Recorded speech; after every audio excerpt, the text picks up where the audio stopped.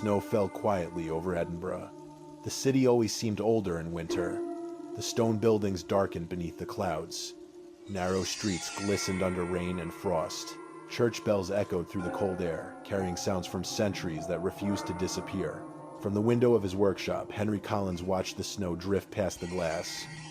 At 61 years old, he had spent most of his life surrounded by clocks. Large clocks, small clocks, pocket watches, grandfather clocks, wall clocks older than entire countries. Each one measured time differently, yet every one of them moved toward the same destination, forward, always forward, except for one. Henry's eyes drifted toward a small glass cabinet near the fireplace. Inside rested a silver pocket watch. It had not moved in 3 years, not since the night Sarah died. 3 years. The number still felt impossible. Sometimes Henry woke in the middle of the night, convinced he would hear her footsteps in the hallway. Sometimes he imagined the sound of her laughter drifting from another room. Sometimes he caught himself setting 2 cups on the kitchen table before remembering. The remembering never became easier.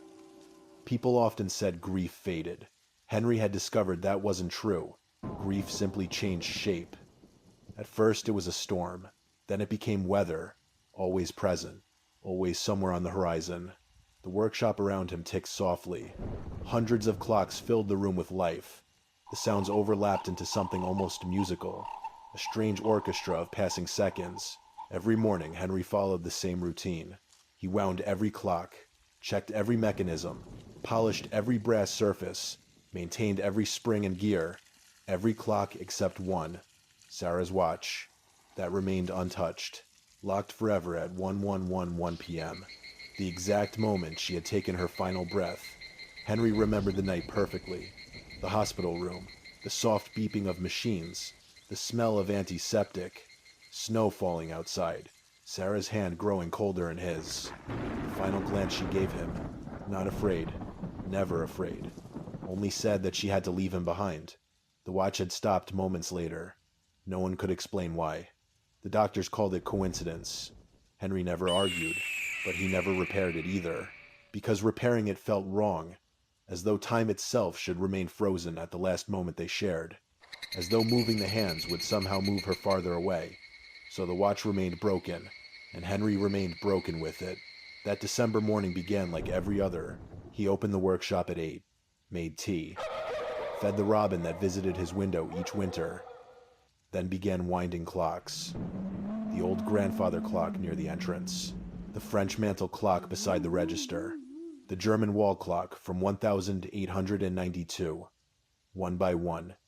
Tick, tick, tick. Life continued.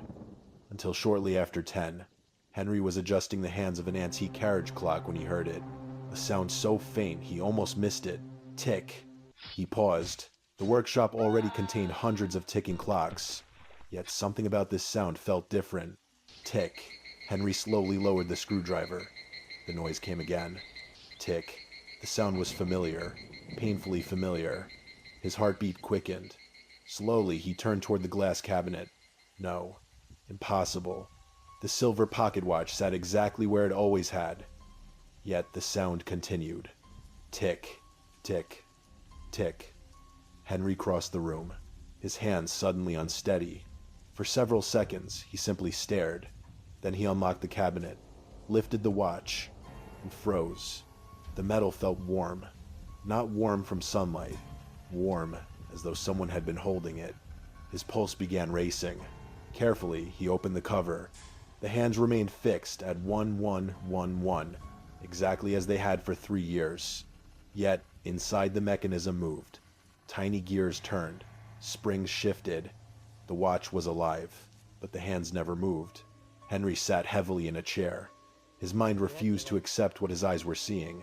He had repaired watches for 40 years.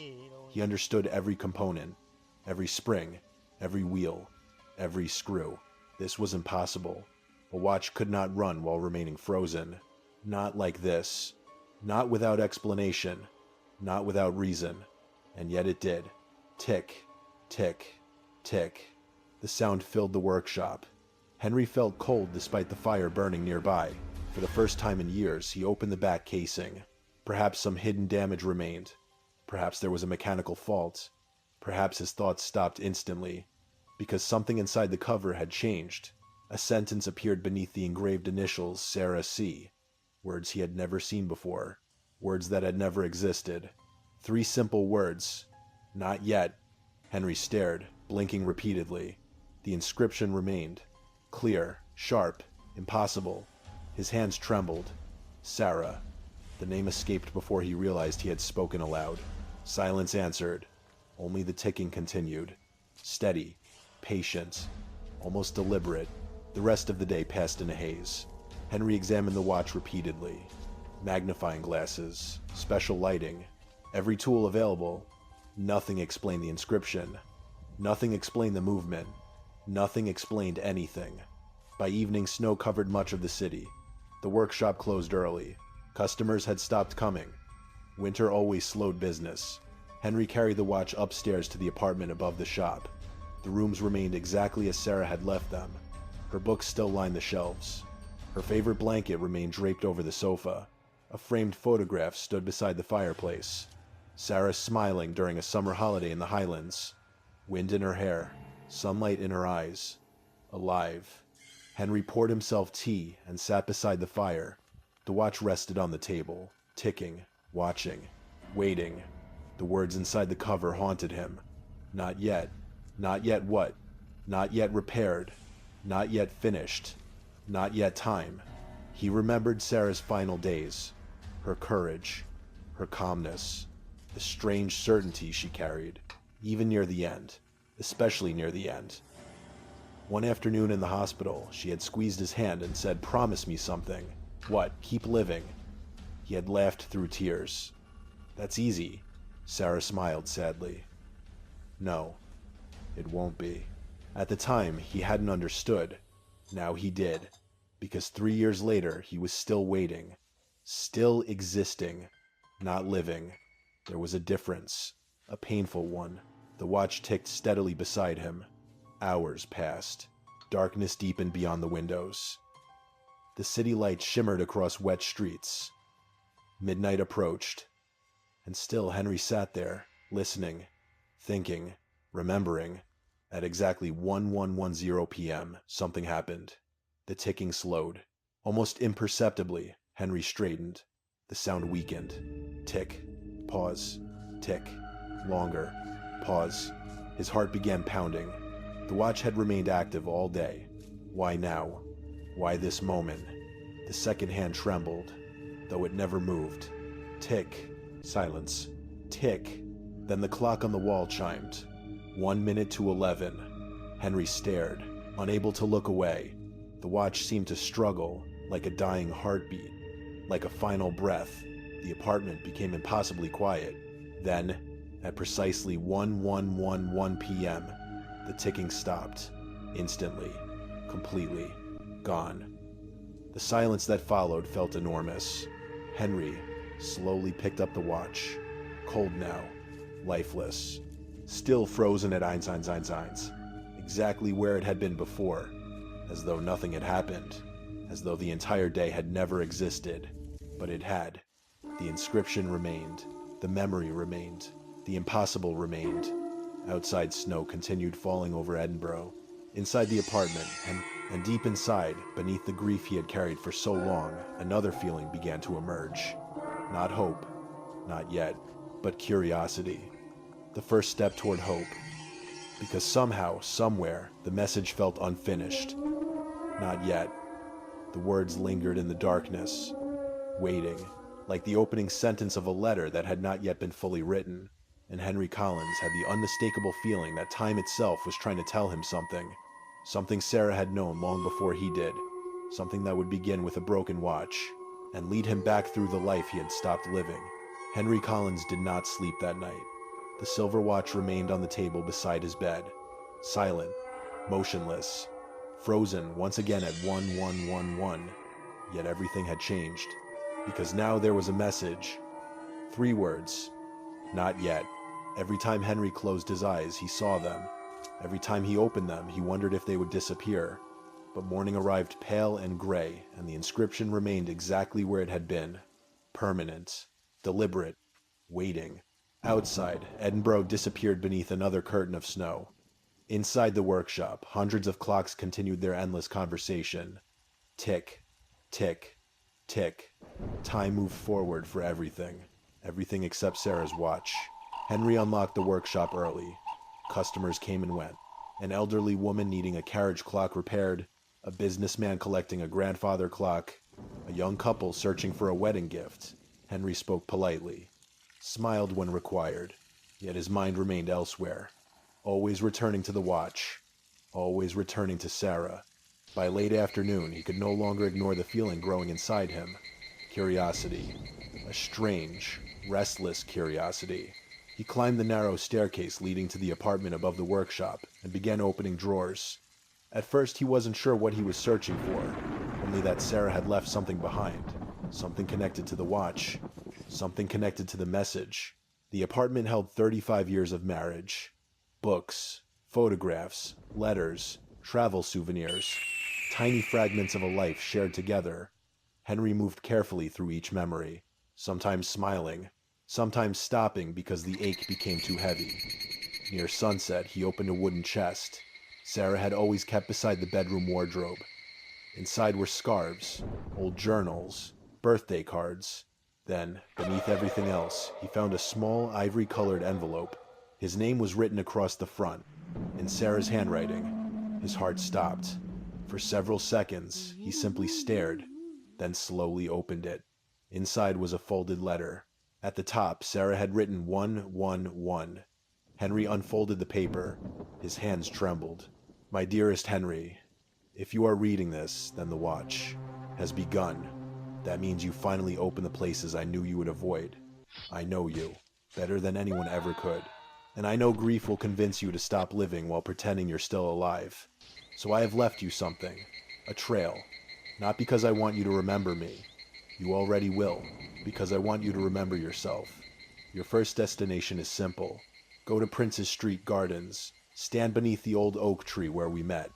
Stay there until sunset. Trust me. Love always, Sarah. Henry lowered the letter slowly. His vision blurred.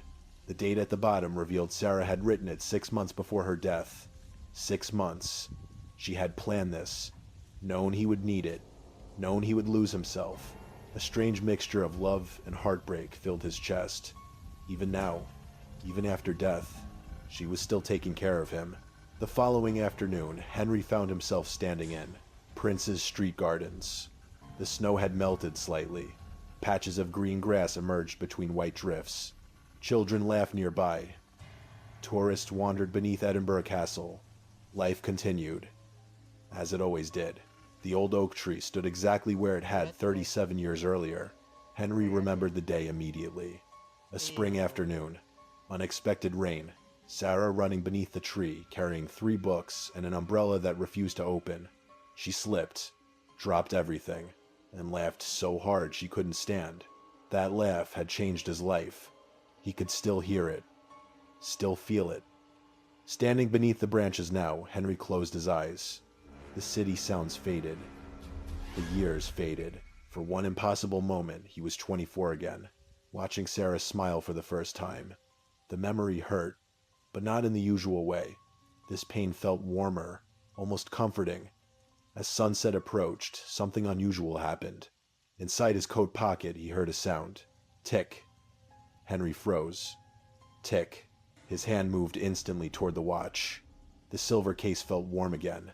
The ticking continued, steady, alive. When he opened the cover, the hands remained fixed at 1111. Yet the mechanism had awakened once more, exactly as before. Only this time, Henry wasn't frightened, because he knew Sarah was leading him somewhere. The next letter appeared that evening, not hidden, simply resting on his workbench, as though it had always been there. This envelope bore a different number, 311. Henry opened it immediately. Hello, my stubborn husband. If the watch is running again, then you've completed the first step. Good. I knew you would. Now I need you to visit another place. Do you remember Arthur's Seat? Of course you do. You proposed there. Poorly. Very poorly. You dropped the ring box. You forgot half your speech. And you looked absolutely terrified. Meet me there tomorrow. The view is still worth seeing. Love, Sarah. For the first time in years, Henry laughed. Aloud. A real laugh. Unexpected. Honest. Because every word was true. The proposal had been a disaster. Sarah had teased him about it for decades. The sound faded quickly, yet something remained afterward. A small lightness. A crack in the wall grief had built around him. The climb to Arthur's seat was difficult. Not because of age, because of memory. Every step carried echoes. Sarah climbing ahead. Sarah laughing. Sarah stopping every few minutes to photograph clouds. The winter wind swept across Edinburgh as Henry reached the summit. The city stretched beneath him. Beautiful, endless, alive. Exactly as it had been on the day he proposed. For a long time he stood there, remembering. Not the hospital. Not the illness. Not the loss. The life. The joy. The countless ordinary moments that had made their marriage extraordinary. As the sun dipped below the horizon, the watch began ticking again. Stronger this time. Longer. Almost as if it approved. Henry smiled sadly. "All right, Sarah." The wind carried his words away. "I'm listening." Days passed. Then weeks. More letters appeared. Each marked by a different hour. Each leading him somewhere connected to their story. A small cafe where they shared their first breakfast after getting married. A bookstore where Sarah spent entire afternoons reading. A hidden path along the coast where they once watched a meteor shower. Every destination unlocked another memory. Every memory awakened the watch. And each time, Henry felt something changing. Not around him, inside him. The grief remained, but it no longer felt like drowning. It felt like carrying. Heavy, yet survivable. One snowy evening, Henry opened the next envelope. 711. The letter inside was shorter than the others. Far shorter. Only a few lines. "You're doing better than you think. I know you don't believe me. You never did listen properly. But trust me, the hardest place is still ahead. And that's all right, because you've never had to go there alone before. Love, Sarah." Henry read the letter 3 times. A strange unease settled over him. The hardest place. He knew immediately what she meant. Even before the final envelope appeared, even before the final clue, some part of him already knew. Because there was only one place left. One place he had avoided for 3 years. One place where his life had stopped. The place where Sarah died. The envelope arrived 4 days later, waiting beside the silent silver watch. Its number read 911. Henry opened it slowly, almost afraid. Inside was a single sheet of paper. Nothing more. No long message, no joke, no memory. Only one sentence, written carefully in Sarah's familiar hand. "The last place is where you stopped living." Henry stared at the words. The room seemed suddenly quieter.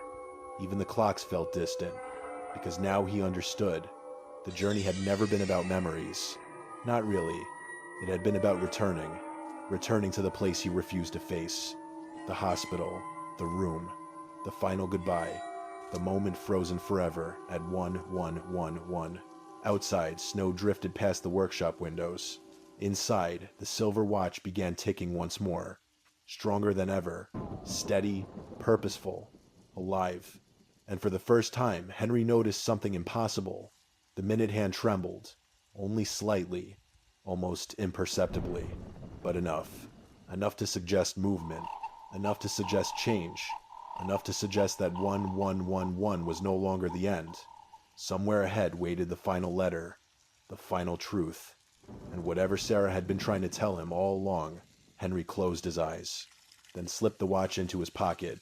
Tomorrow he would return to the hospital, to the place where time had stopped.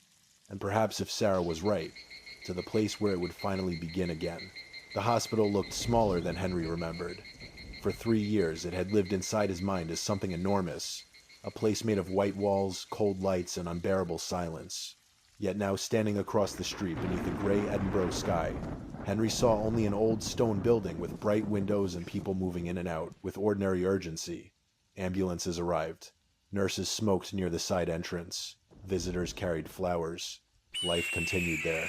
Even in the place where his had stopped, Henry stood motionless with Sarah's silver watch inside his coat pocket. It was ticking, softly, steadily, as if urging him forward.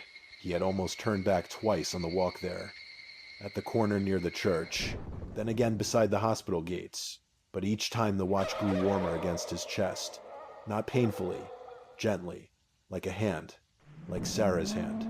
So he crossed the street. Inside, the smell struck him first. Antiseptic, coffee, rain-damp coats, old fear. His body remembered before his mind did. For a moment he was back in that final winter, back in the corridor, back beside Sarah's bed, back at 1111. His knees nearly failed him. A receptionist looked up. "Can I help you, sir?" Henry swallowed. "My wife died here 3 years ago." The woman's face softened. "I'm sorry." Her name was Sarah Collins. He reached into his pocket and removed the final letter. "She left something here for me. It took nearly half an hour. A nurse was called, then an administrator, then an old storage record was found. Finally, a small cardboard box was brought to him. On the top in Sarah's handwriting were the words, 'For Henry when he is brave enough.'" Henry sat in a quiet waiting room near a window. Snow began falling outside. He opened the box. Inside were 3 things: a wedding photograph, a small brass key, and a final envelope marked 1111. Henry's hands trembled as he opened it. "My dearest Henry, if you are reading this, then you came back. I know how hard that must have been. I know because I watched your face every time you looked at this room and tried to pretend you were not afraid. You think this is where I left you. It is not. This is only where my body stopped. Love did not stop here. Our marriage did not stop here. Your life was never meant to stop here. You kept my watch frozen because you believed love ended at 1111. It didn't. It changed shape. It became memory. It became courage. It became the hand on your back when you thought you were walking alone. Now take the key home. You will know where it belongs. And when you are ready, let time move again. Love always, Sarah." Henry covered his face with both, and hands. The sob that left him was quiet, but it carried 3 years of silence with it. He cried for the hospital room, for the unfinished mornings, for the tea Sarah never drank, for the jokes she never told, for every second he had tried to preserve by refusing to live past it. When he finally stood the watch, and his pocket was ticking louder than before. Tick, tick, tick. Alive, waiting. Henry returned to the workshop as evening settled over Edinburgh. The city lights glowed through falling snow. He held the brass key tightly in one hand. He already knew where it belonged. At the back of the workshop was a narrow wooden door he had not opened in years. Sarah had used the room for storage. Fabric, books, Christmas boxes, things Henry had ignored because they belonged too much to her. The brass key slid into the lock perfectly. The door opened. Henry stepped inside and stopped breathing. The room was not storage. Not anymore. It was filled with letters. Hundreds of them, neatly arranged in wooden trays, each marked with a date. Birthdays, Christmas mornings, anniversaries, rainy days, lonely days, days when you forget to eat, days when the shop feels too quiet, days when you think you cannot go on. Henry touched one envelope with trembling fingers. Sarah had written him a future, not to trap him in the past, but to lead him out of it. On the desk lay one final note. "Do not read them all at once, my love. Live enough days to need them, and when one day you no longer need them, we'll give the rest away to someone who does." Henry laughed through tears. "Oh, Sarah." The watch ticked warmly in his palm. For the first time in 3 years, he carried it downstairs to the workbench. The tools waited. Familiar, patient. He opened the casing. His hands remembered the work. Tiny screws, delicate gears, a tired spring, a bent wheel. Nothing impossible, nothing beyond repair, only neglected, like him. Hour by hour, Henry worked. Outside, snow-covered Edinburgh. Inside the workshop glowed with lamplight and the soft ticking of 100 clocks. At last, near midnight, he placed the final piece back into position. The watch trembled. The hands moved. 1111. Then 1112. Henry stared. The minute hand had passed the hour of Sarah's death. The world did not end. Sarah did not vanish. The love did not fade. The watch kept ticking. 1113. 1114. Henry pressed it to his chest and wept again. But this time the tears felt different. Not empty, not lost, clean, like snow falling over an old city. The next morning, Henry opened the workshop door for the first time before sunrise. He cleaned the windows, swept the floor, lit the fire. Then he turned the sign hanging outside. Open a young woman entered before noon carrying a broken wristwatch. It belonged to my father, she said. I know it probably isn't worth much. Henry smiled gently. Things don't need to be worth much to matter. She looked relieved. He took the watch carefully. Outside, Edinburgh moved beneath winter light. Inside, Sarah's silver pocket watch ticked in Henry's waistcoat. Not as a wound, not as a prison, as a promise. Time had not taken Sarah from him. Not completely. It had only carried her forward in another form. In letters, in memory, in courage. In every second, he chose to keep living. That evening, Henry sat by the fire and opened one envelope. Only one. It was marked. For the first day, you open the shop again. Inside, Sarah had written only a single line. I knew you would come back to life. Henry smiled. The clocks around him ticked softly. The watch in his hand moved steadily forward. And for the first time in 3 years, 1111 no longer felt like an ending. It felt like a doorway, one he had finally stepped through,